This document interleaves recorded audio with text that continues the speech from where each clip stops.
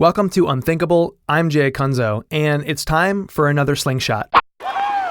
These are short stories of creative side projects that led somewhere unexpected. What actually happens when people follow their intuition and turn it into action? That's what we're exploring today.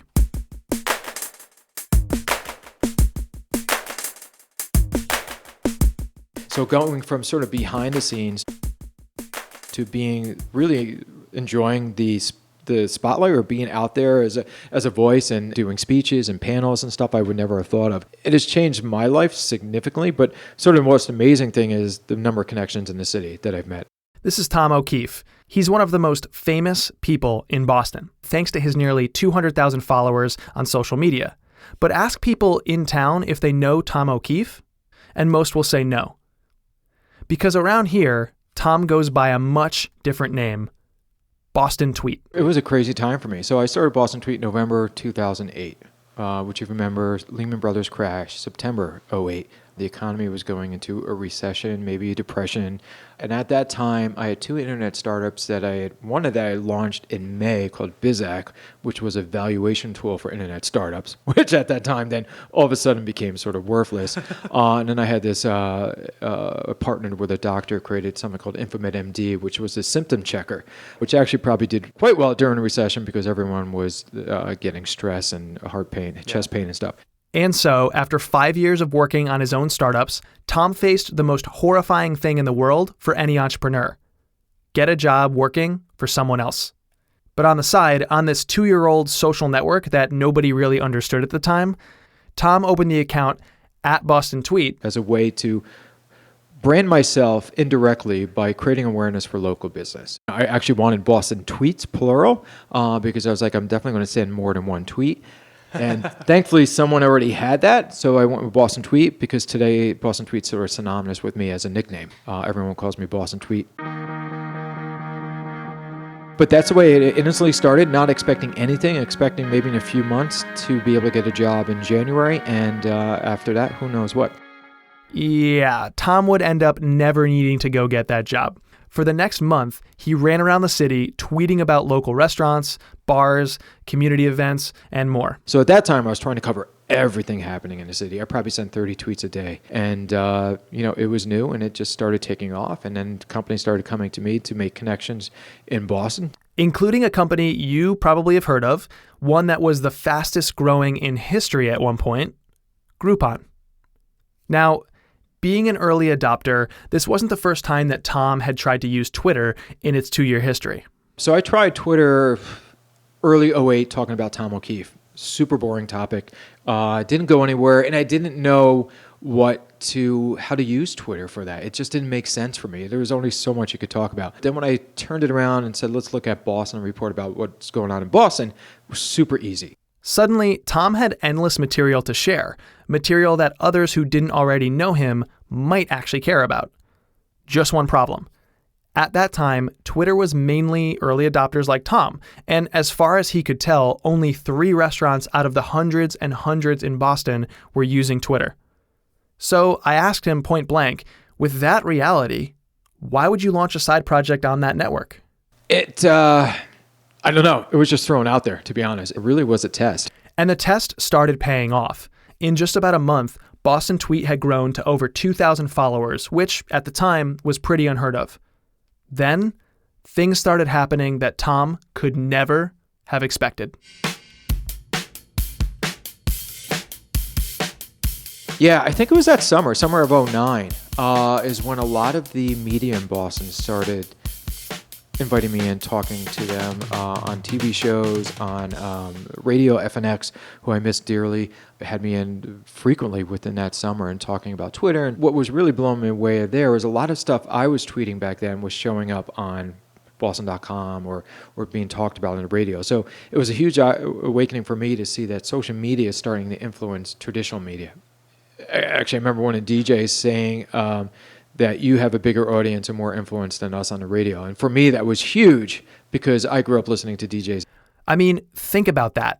This simple project, opening a Twitter account for free in seconds and just documenting things that he ate and drank around the city, That had given Tom more influence over Boston than most of the local media. And right when he thought this can't get any crazier, it did. Tom was invited to attend a community party at Fenway Park, home of the Red Sox. Linda Piazzotti came up to me, who was John Henry's wife, and ran over and said, "I'm a huge fan." I knew who she was. "I'm a huge fan of what you do." And I kind of looked around and said, "You must have me confused for somebody else." So that was sort of the huge point where I was like, wow, this is really affecting people, and not just students, because a lot of what I talked about was value in the city because it was during a recession, but also people that have massive influence in this town and other towns to actually affect them and have them be fans. And it was a very awakening period for me. Over time, Tom's account reached such heights that people, from the influential down to people just moving to the city, would turn to it for nearly everything about Boston.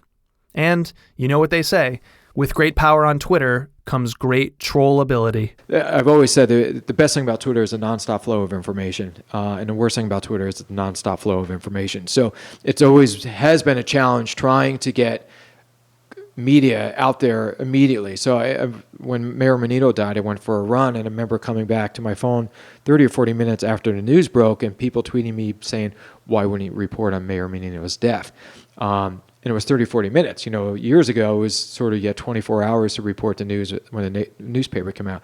Even Tom's own friends would start giving him a hard time about this stuff. Like my college buddies never think I have a job. They're all finance guys. BC is all finance or lawyers. So one of the guys had a bachelor party, and they wanted it to be at Foxwoods, but I have a really good relationship with Mohegan Sun. I'm like, I think we had like 20 guys, 5 rooms. It would cost $2,000, $3,000, $4,000. So I'm like, if I can get rooms for free at Mohegan Sun, can we go to Mohegan? They're like, damn, of course. Got there that night. Everything was comped for us. We had dinners comped for us. And at this first time, you sort of like a parent is finally proud of their child. It was the first time that I saw my friends being like, all right, we still don't know what the hell he does, but he must do something. So, and that's the entire point of side projects. It's to do something. It doesn't matter if other people don't get it, or even if you think others won't even notice it. In Tom's case, he had no idea if anybody would even see it. He said it was a test. He said he just put it out there. And when you just start putting projects out there, well, they just might change your life. So it's amazing. So back then I sort of had a network of a few of my BC friends, and that was about it.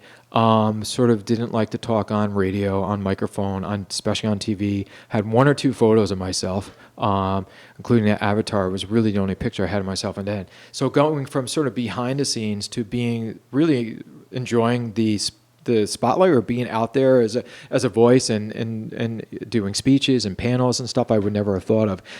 So it has changed. It has changed my life significantly, but sort of the most amazing thing is the number of connections in the city that I've met. Everyone that I know in the city now is because of that. So it's made the city a much more friendlier place for me, and I always see people on the street. So that's been amazing. But it is night and day for me. Today, Tom splits his time between Boston Tweet and running an organization he founded called Flutter, which offers raffle tickets for fun local experiences to raise money for charity. The crowd has been good to Tom over the years, and now he's hoping the crowd can do some good for others. Very small local charities, which if you give them a check for $2,000, $3,000, $4,000, it's massive. It's huge for them. I would much rather ride in a hood blimp over Fenway Park than go out with George Clooney. So, I think every small town has these local experiences that could raise money for local charity. Ever since Tom launched this side project, that stupid, simple, random side project, his life has changed dramatically. But in all of this, he's come to believe one truth about others. People are really ultimately good, really good. Tom is no Spider-Man. There's no mask. In fact, there's his face right there on his Twitter profile. But in today's crazy world of internet trolls and scandals and clickbait headlines, it's nice to know that there are still some people out there willing to launch projects simply to do some good for others, even if they never know it was you. And that's unthinkable.